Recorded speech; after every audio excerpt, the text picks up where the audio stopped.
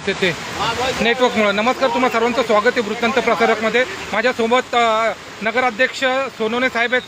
साहेब, काय सांगाल तुम्ही या ठिकाणी ही जी इथे आम्ही उभो आहोत. आज आडको कम्प्लिटली 10 फुटापर्यंत पाणी गेलेलं आहे घरांमध्ये. आणि मोदींबाई परत रणजित साहेब आम्ही सर्व नगरसेवक या कामात जोडले गेलेलो आहेत. आणि या पूर्ण परिस्थितीमध्ये सगळ्यांनी आपल्या आपल्या घरी राहावं, बाहेर फिरू नये हे मी लोकांना सांगतो की आपली स्वतःची सेफ्टी बघा आणि मग तुम्ही बाहेर पडा. माझ्यासोबत नगरसेवक मुबीन इनामदार आहेत. तुम्ही स्थानिकांना सांगत होता की तुम्ही बाहेर पडा. काय तुम्हाला स्थानिकांनी काय आता आतमध्ये येऊन अध्यक्षाला पूर्ण परिस्थितीचा मी नोंद केली. आतमध्ये 10 फूट अध्यक्ष दिसले, आम्ही सगळे आतमध्ये तिथून 10 फूट पाणी आहे आणि आतमध्ये 40-50 लोक आतमध्ये घुसलेत. आता नगराध्यक्षांनी आम्ही सगळ्यांनी मिळून आता बोट मागवली, बोट आतमध्ये पाठवलेली आहे आणि प्रयत्न करून सगळ्यांना बाहेर काढायचा. निखिल आम्ही जेवणाचं त्यांचं पुढचं कसं काय नियोजन करायचं. माझ्यासोबत निखिल कविश्वर आहेत नगरसेवक. काय सांगाल साहेब तुम्ही या ठिकाणची परिस्थितीबद्दल? आज कालपासून आणि आजपर्यंत मला वाटतं कमीत कमी 1.5 दिवसामध्ये 30 इंच पाऊस हा लोणावळा शहरामध्ये झालेला आहे. आणि न भूतो न भविष्याचं अशा पद्धतीचं पाणी हे आज लोणावळा शहरामध्ये आलेलं आहे. त्याच्यामध्ये हुडको कॉलनी, आमची निशिगंधा सोसायटी, भांगरवाडीचा बराचसा परिसर तिकडे तुंगारले असेल आणि त्याच्यामध्ये आणखीन एक की रेस्टिक आयलंड आणि पांगुळी इथं मोठी लँडस्लायडिंग झालेली आहे. त्यामुळं आत्ताची परिस्थिती अशी आहे की आता आमचे सहकारी नगरसेवक मोबिनजी इनामदार, सदस्य सनी होणे हे सगळे आता हुडको कॉलनीच्या आतमध्ये होते. लोक अजून तिथे 40 लोक अजून अडकलेली आहेत. त्यांना बाहेर काढायचं आहे. त्यांच्या जेवणाची सोय, पाण्याची सोय हे सगळं आत्ता लोणावळा शहरामध्ये लोणावळा नगर परिषदेच्या वतीनं नियोजन चाललेलं आहे. त्यामुळं माझी आपल्या माध्यमातून लोणावळ्यातील नागरिकांना एवढीच विनंती आहे, कृपया घाबरून जाऊ नका. जे काय आहे ते व्यवस्थित, आता निसर्गाचा जो आपल्यावरती कोप झालेला आहे हा शेवटी निसर्गाचा उद्रेक आहे.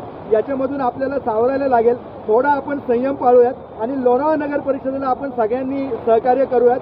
आपली जेवणाची सोय, पाण्याची सोय किंवा आणखीन काय अडचण असतील की आमचे सगळे नगराध्यक्ष, सगळे नगरसेवक हे आता सगळ्या ठिकाणी, आमचे सभापती सगळेजण रस्त्यावर आहेत, सगळेजण काम करतात आहेत. कृपया आपण फक्त सहकार्य एवढी मी हात जोडून विनंती करतो. जाता जाता नगराध्यक्षांना मी एकच विचारेल की तुम्ही काय नागरिकांना काय आवाहन कराल तुम्ही?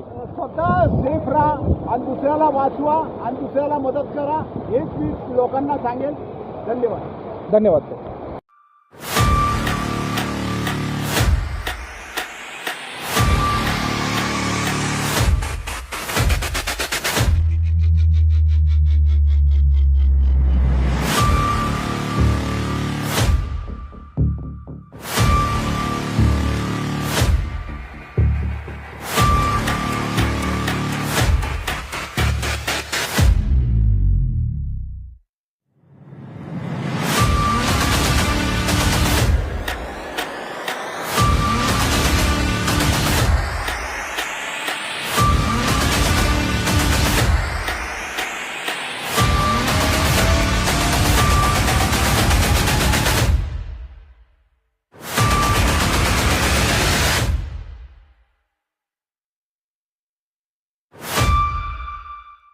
Da-da-da,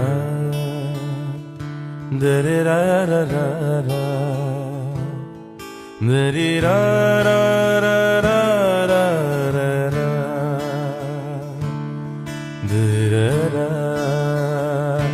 da-da-da,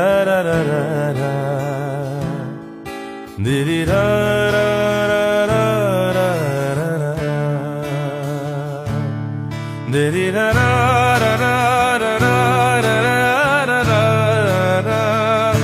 da-da-da-da-da-da, लोणावळ्यात पहिल्यांदाच गेल्या 3 ते 4 दिवसांपासून परिसरात अतिवृष्टी होत असून त्यामुळे आज परिस्थिती गंभीर झाली आहे. स्थानिक आमदार आणि SP यांनीही जनतेला मदत करण्यासाठी पूरग्रस्त भागांना वैयक्तिकरित्या भेट दिली. पूरग्रस्त ठिकाणी अडकलेल्या लोकांना मदत करण्यासाठी बचाव पथकांनी बोटी तैनात केल्या आहेत. आणीबाणीच्या परिस्थितीमुळे परिस्थिती सुधारेपर्यंत लोणावळ्यात हॉटेलमध्येच राहावे आणि अनावश्यक प्रवास टाळावा असा जोरदार सल्ला देण्यात येत आहे. कृपया सुरक्षित राहा आणि स्थानिक प्रशासनाने दिलेल्या सूचनांचे पालन करा. काळजी रे माझ्या देवा, काळजी रे देवा काळजी रे माझ्या देवा काळजी रे. सोबती रे तू तुझाच तुला तुझीच साथ शोधुनी तुझी तू वाट चाल एकला सोडू दे जरा उशीर सोडतोस काय धीर रात संपदा पहाट. लोणावळा शहरामध्ये सुरू असलेल्या मुसळधार पावसामुळे इंद्रायणी नदीला पूर आला आहे. पुराचे पाणी लोणावळा बाजारपेठेतील हुडको कॉलनीमध्ये घुसले आहे. 8 ते 10 फुटापेक्षा अधिक पाण्याची पातळी या ठिकाणी झाल्यामुळे अनेक घरांचे पहिले मजले हे पूर्णतः पाण्याखाली गेले आहेत. मोठ्या संख्येने नागरिक या पाण्यामध्ये अडकले आहेत. बोटच्या साहाय्याने नागरिकांना पाण्यातून बाहेर काढण्याचे काम सुरू आहे. या संपूर्ण भागामध्ये वीज पुरवठा खंडित झाला आहे. सकाळपासून नागरिकांचे खाण्यापिण्या वाचून प्रचंड हाल झाले आहेत. काही ठिकाणी दोर लावत नागरिकांना बाहेर काढले जात आहे. लोणावळा नगर परिषदेची शाळा क्रमांक 1, प्रियदर्शिनी संकुल व उर्दू शाळा या ठिकाणी नागरिकांना सुरक्षितरित्या हलवण्यात आले आहे. अजून अनेक नागरिक या ठिकाणी पहिल्या मजल्यावर अडकले असून त्यांना रेस्क्यू करण्याचे काम सुरू आहे. लोणावळा नगर परिषदेचा प्रभाग क्रमांक 8 हा पूर्णपणे पाण्याखाली असून हुडको कॉलनी, इंद्रायणी नगर, कैलासनगर, महाडा कॉलनी या सर्व भागाला पाण्याचा विळखा पडला आहे. कोण येणार आहे म्हणून ते लोकच बाहेर निघाले. समजा लोकांना पाणी वाढलं तर काय करणार. आपण आले एवढं मान्य आहे. आपण विचारून लेडीज लोकांना बाहेर येत असून आपण काढू. ठीक आहे, काढू म्हणजे निघलेच पाहिजे बाहेर बघू. आम्ही विकलं दिसत होती. आपण सांगतोय बोट आली ना. ॲडव्होकेट गायकवाड साहेब, तुम्ही काय सांगाल? या ठिकाणी प्रचंड असं पाणी आलेलं आहे, नागरिकही घरातनं बाहेर येत नाही. तुम्ही काय आवाहन कराल? तुम्ही नागरिकांनी इथून आता जशा होड्या येतील तसं बाहेर पडलं पाहिजे, कारण हे पाणी वाढत चाललेलं आहे. अचानक पडतोय पाऊस आणि तो पाऊसही थांबत नाही. त्यामुळं कुठलीही रिस्क न घेता सगळ्यांनी बाहेर पडावं. धन्यवाद. ठिकाणी तुम्हाला ही जी जीवन दोर दिसत आहे, स्थानिक नगरसेवक या ठिकाणी नागरिकांना आवाहन करत आहे की घरातनं तुम्ही बाहेर निघा. स्थानिकांना या ठिकाणी बाहेर निघा करण्याचं आवाहन देत असून याच ठिकाणी माझ्याकडे स्थानिक आहेत. स्थानिकांना नगरसेवक आवाहन करत आहेत की आपण या ठिकाणी पूर्ण घरामध्ये पाणी अशा पद्धतीने गेलेले आहे. नागरिकांचं प्रचंड असं नुकसान झालेलं आहे. या ठिकाणी तुम्ही बघू शकता सगळं युद्ध पातळीवरती असं ह्या पद्धतीने काम चालू आहे.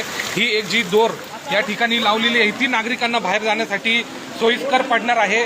ही एक राम सेतू म्हणून या ठिकाणी दोर ही बांधण्यात आलेली आहे, जेणेकरून नागरिक या दोरीला पकडून बाहेरच्या मार्गी कसे जातील. जागी राहायची, परंतु एवढं पाणी झालं की लोकांना वरच्या मजल्यावर पण सामान हलवता आलं नाही. एवढी वाईट परिस्थिती आलेली. आता आम्ही सकाळपासून आमच्या सगळ्या महिला आघाडी आहे, आमच्या शहराचे अध्यक्ष, उपनगराध्यक्ष, सर्व कार्यकर्ते सगळ्यांनी डोक्यावर घमेली घेऊन सगळ्यांच्या घरातला पसारा त्या ट्रॅक्टरमध्ये टाकलेला आहे. काल दुपारी आम्ही ज्यावेळेस आलो त्यानंतर इथं हालचाल सुरू झाली. तोपर्यंत एकही माणूस कोणी आला नव्हता. परंतु आम्ही संध्याकाळी जेव्हा साखर आणि चहापत्ती वाटायला आलो की कमीत कमी चहा तर पितील लोक, कारण घरात खाण्यासारखं बसण्यासारखं काही नाहीये. कोणाच्याही घरात तुम्ही बघा, तुम्ही ही हुडको कॉलनी नसून आपण रचना एलिगन्स आहे, रचना गार्डन आहे, डीबीरा आहे, त्यानंतर दामोदर कॉलनी आहे, नांगरगाव आहे, खंडाळा आहे, अशा ठिकाणी पाणी साठलेले. नांगरगावची परिस्थिती अतिशय बिकट आहे. चांगले चांगले बंगले पण सगळे पाण्याखाली. लोकांचे टीव्ही, फ्रीज तर राहिलेच नाही. इलेक्ट्रिक वस्तू, गाड्या देखील गेलेल्या. इलेक्ट्रिक गाड्या होत्या त्या देखील पाण्यात बुडालेल्या आहे. 4 व्हीलर पाण्याखाली गेलेले आहे, ते आता चालू होत नाहीये. म्हणजे एवढी बिकट परिस्थिती कधी ओढावली नव्हती. आणि त्यामध्ये आमचे मुख्याधिकारी यांची मोठी चूक आहे, फोन घेत नाही.